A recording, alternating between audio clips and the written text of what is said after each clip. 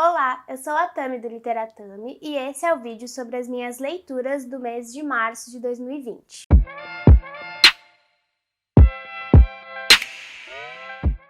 Bom, março foi um mês super conturbado a nível mundial, a gente tá vivendo uma epidemia coletiva aí com a chegada do Covid-19, mas por incrível que pareça, eu acabei lendo muito no mês de março. Na verdade, eu tenho a arte como refúgio mesmo, então sempre que acontece alguma situação atípica, eu acabo me refugiando e me enfiando nos livros.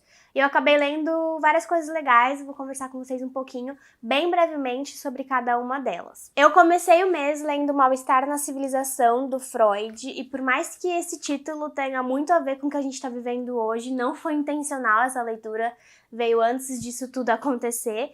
Na verdade, eu fiz essa leitura porque eu queria criar um tipo de diálogo entre este livro e A Náusea, do Sartre, que foi um romance entre as minhas melhores leituras do ano passado. Saiu vídeo sobre ele recentemente, inclusive. Mas acabou que, lendo Freud, eu percebi que não havia essa conexão como eu esperava, pelo menos não para a abordagem que eu esperava dar a esse diálogo em vídeo. Então eu acabei fazendo um vídeo separado para Náusea e em breve farei também sobre Mal-Estar na Civilização. Mas esse é um texto excelente do Freud em que ele vai investigar o que a gente sente de desconforto em termos coletivos mesmo, em termos de civilização, obviamente, como o título demonstra. E ele vai ter como ponto de partida a religião, a questão da religiosidade, da sensação, da necessidade que o ser humano tem de estar conectado a alguma coisa maior e sempre em nível de comunidade, assim. E ele vai investigar as razões pelas quais a gente não pode ser feliz, porque a felicidade, na verdade, é um episódio e não um estado constante. E ele vai sempre partir do social, ele vai inclusive citar aqui o comunismo, ele vai trazer sexualidade, tudo isso aqui dentro do livro para realmente fazer uma busca, tentar entender melhor por que a civilização sente sempre esse mal-estar. Então, em certa medida, ele se relaciona bastante com a náusea, mas esse aqui é um nível muito mais universal do que a náusea. A náusea é um pouco mais individualista. Mas eu farei um vídeo sobre ele. Essa edição aqui é da Penguin Companhia das Letras, foi traduzida pelo Paulo César de Souza, e eu gostei muitíssimo. O Freud, ele tem uma escrita meio literária, é um autor muito gostoso de ler. Eu já tinha lido outras coisas dele, mas escritos literários mesmo, em que ele discute um pouco de literatura, e eu recomendo muitíssimo. Enfim, logo falaremos sobre esse texto. Depois eu li o romance Por Cima do Mar, da Débora Dornelas, nessa edição lindíssima da editora Patois. Essa minha edição, na verdade, ainda tem uma jacket que tá guardada, mas eu não sei se a nova edição tem também essa jacket, porque o livro ganhou o prêmio Caça de las Américas e aí ganhou uma nova publicação, um pouco diferente, mas enfim, é um livro lindíssimo, ilustrado pela própria autora, então, ou seja, tem várias ilustrações. E a gente leu esse livro para o Clube de Literatura Brasileira Contemporânea, que é um clube online, que qualquer um pode participar, vou deixar o link aí embaixo. Mas o responsável pelo clube é o Humberto, do canal Primeira Prateleira, e aí ele me convidou para, a partir de 2020, fazer parte do time do clube, então eu sou uma das mediadoras deste clube, e este foi o primeiro livro que eu escolhi pra gente ler em conjunto. Esse livro vai trazer uma protagonista chamada Lígia Vitalina, que é uma mulher negra que mora na periferia de Brasília. Então, logo que a cidade está começando a ser construída, o pai dela trabalhou como seringueiro na construção da Ceilândia e na construção da cidade como um todo. E aí ela tem a oportunidade de estudar, de ir para a universidade, ela acaba entrando em contato com a produção de literatura em língua portuguesa, a literatura africana em língua portuguesa, e aí ela acaba indo para a África, para Angola, por conta de um encontro que acontece no Brasil mesmo. Tudo isso se passa por cima do mar. E este livro vai trazer, então, algumas lembranças dessa protagonista. Tem uma nota inicial que diz que ele não é um livro pronto, que, na verdade, são vários excertos reunidos de coisas que a Lígia foi escrevendo durante a vida. Então, os capítulos são curtos, são como fragmentos que vão montando uma história maior, muito interessante, em que a Lígia traz muito da ancestralidade dela, dessa ancestralidade afro-brasileira, que está ainda impressa nela como mulher brasileira e que ela vai encontrar depois por conta dessa viagem aí para o continente africano. Então é um livro muito bacana, é muito legal reconhecer esses nossos traços de aproximação, de união ao continente africano. E a Lígia é um tipo de personagem que dá vontade de você ser amiga dela, assim. Ela é muito querida e o livro traz todas as situações reais mesmo, que fazem parte da história do nosso país e que a gente, por vezes, desconhece. Tem a aparição de personagens como a Cássia Eller, que a autora Débora Dornelas, inclusive, conheceu, foi amiga da Cássia. Então é uma história muito, muito gostosa. O livro é grande, mas você lê ele bem rápido, não só pelos capítulos curtos, mas também pela prosa leve.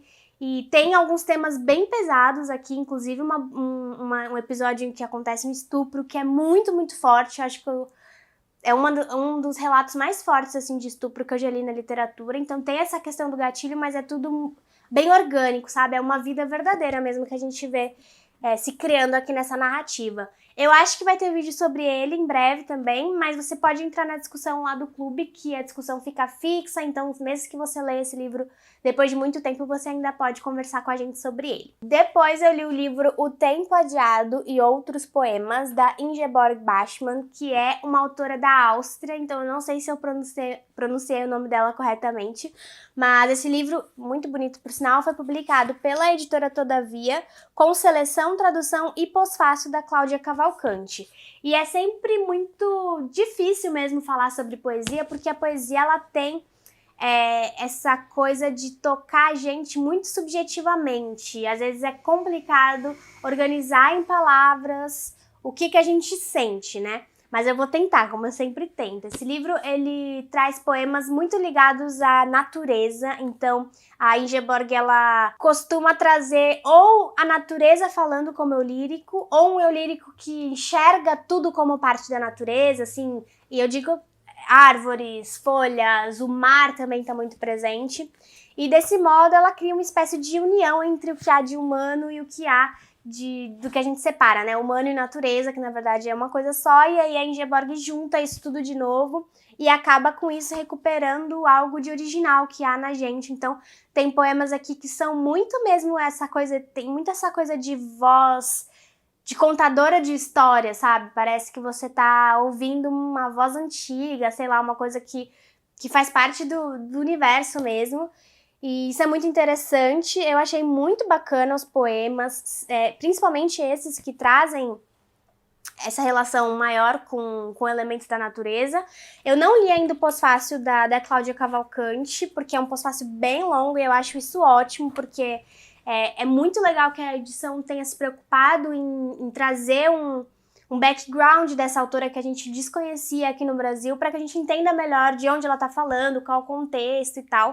Então eu vou ler e talvez eu produza alguma coisa, um texto, um vídeo, não sei. Eu também, para mim é difícil sempre decidir como trazer a poesia aqui pro canal, porque a poesia não se encaixa nos padrões que a gente tá acostumado a encaixar as coisas, então pra mim é um desafio, mas eu gosto de pensar esse desafio e eu espero vir falar com vocês sobre este livro logo, mas é uma leitura realmente muito, muito boa. Tenho poemas aqui, vários que eu marquei, eu dobrei a página aqui, e enfim, vou voltar para eles com certeza. Depois eu li o livro Estação Atocha, do Ben Lerner, que é um autor norte-americano. Essa edição aqui foi enviada aos associados da Tag Livros no mês de fevereiro, se eu não me engano.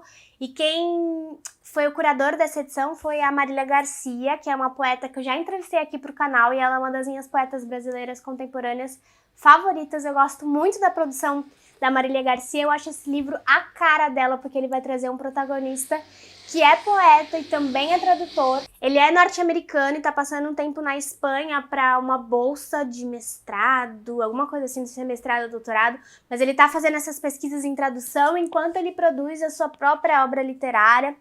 E, cara, é muito interessante esse livro. Assim, o personagem é medíocre, ele não é um personagem bacana, na verdade ele é bem detestável, ele é um homem mediano que não é nada cativante, então isso incomoda um pouco na leitura, porque é ele que narra o livro além de tudo, é a trajetória dele, é o livro narrado por ele, então muita gente se incomodou com isso. Eu sei que tem várias pessoas que acompanham o canal e que assinam também a tag, que leram este livro e não gostaram muito. E muito por conta disso, mas o que eu gostei demais desse livro é justamente essa investigação do autor, do narrador, acerca do processo de traduzir e de criar poesia, e de como eles se relacionam e, acima de tudo, de como isso influencia, afeta, atua sobre o modo como esta pessoa, poeta e tradutora, vê o mundo. E a Marília Garcia é uma poeta tradutora, a poesia dela tem isso. Eu posso citar também o Paulo Henriques Brito, que é um poeta tradutor que é um excelente tradutor e é um excelente poeta, então eu gosto muito dessa aproximação. Eu não sou poeta nem tradutora, mas eu gosto muito de poder experimentar, estar na pele de alguém que o é. Então eu gostei muito, muito mesmo. Eu reconheço que é uma história já um pouco batida, se a gente for pensar em termos gerais. É um cara que é um artista que está procurando se encontrar sua identidade, viver uma vida que não é a dele. Isso a gente já viu várias vezes, mas essa abordagem por meio da tradução, por meio da questão linguística, porque ele diz que não domina o espanhol, essa coisa de ele ser um estrangeiro, tudo isso me agradou muito, eu gostei demais da forma como o Ben Lerner juntou tudo isso aqui no livro. Ele é um autor jovem ainda, eu acabei de pesquisar aqui, ele tem 41 anos e eu gostei muito dessa obra dele. Essa edição foi feita pela editora Rádio Londres, em parceria com a Tag Livros. E a Rádio Londres, ela tem um catálogo de ficção estrangeira maravilhoso, então eu não me decepcionei com esse livro aqui também. E eu com certeza vou falar com vocês sobre ele. Eu sempre gosto de defender aquilo que eu amo e que muita gente não gosta, então estejam preparados porque eu farei uma defesa desse livro. Mas eu gostei muito e o que eu posso dizer é só não espere que a literatura sempre traga personagens agradáveis, personagens exemplares ou heróicos, porque a literatura não é só isso, porque a vida não é só isso, né? Então, no fundo, a maioria de nós é feita de pessoas medíocres, então não tem problema, gente. Medíocre no sentido de mediano, tá? Então não tem problema a gente também estar em contato com esse tipo de pessoa, certo? Mas é isso, gostei muito, logo logo tem vídeo sobre ele. E por fim, mas definitivamente não menos importante, em março eu também li As Brumas de Avalon, da Marion Zimmer Bradley. Eu não queria ter lido esse livro em um mês, não era a minha intenção. Mas, como eu falei, né, eu fiquei em casa por muitos dias, acho que tá todo mundo em casa há muitos dias, e é isso mesmo, fiquem em casa. E eu não queria começar um outro livro depois que eu entrei em contato com As Brumas, e aí eu devorei os 4 volumes. Esse livro aqui tem 4 volumes em um só. Mas essa é uma história, assim, conhecidíssima já, né, As Brumas de Avalon. Se eu não me engano, essa série foi publicada nos anos 90, então já tem um tempo. E muita gente foi formada por essa série, né, assim, acho que a minha geração... Um equivalente a isso na minha geração seria o Harry Potter, que eu, pelo menos, comecei a ler com Harry Potter, assim, porque eu era apaixonada por Harry Potter, e eu acho que muita gente também teve isso por As Brumas de Avalon. E aqui, o que está sendo contada é a lenda arturiana, né, do rei Arthur. Ela antecede até o nascimento do rei Arthur, mas o foco dela é realmente a ascensão do rei e tudo que vai mudando ali na Inglaterra conforme ele vai reinando. Só que a diferença é que o protagonismo aqui vai para as personagens femininas, principalmente a Morgana, que é uma personagem apaixonante.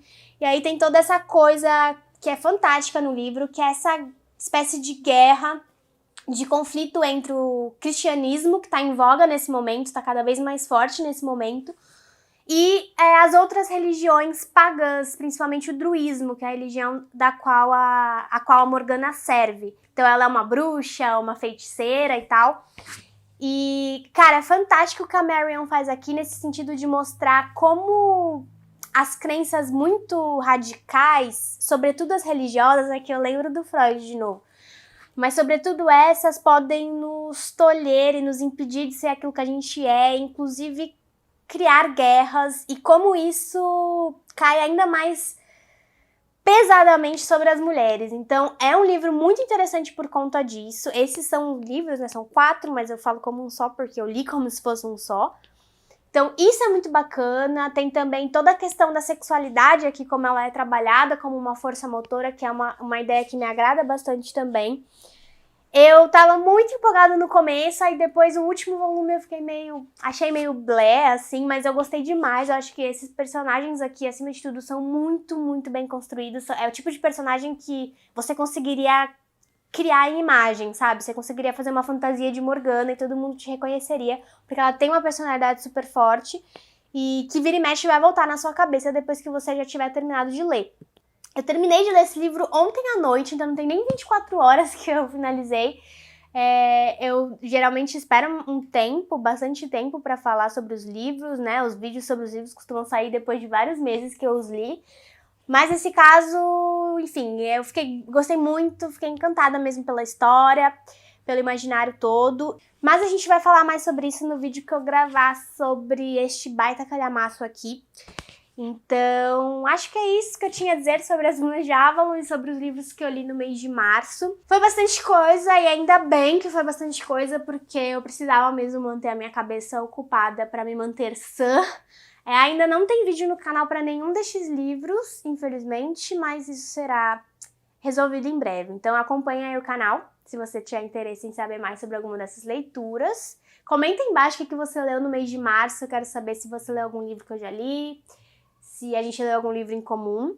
Inscreva-se no canal se você for novo por aqui e acompanhe o Literatame nas outras redes sociais. Muito obrigada e eu vejo vocês no próximo vídeo.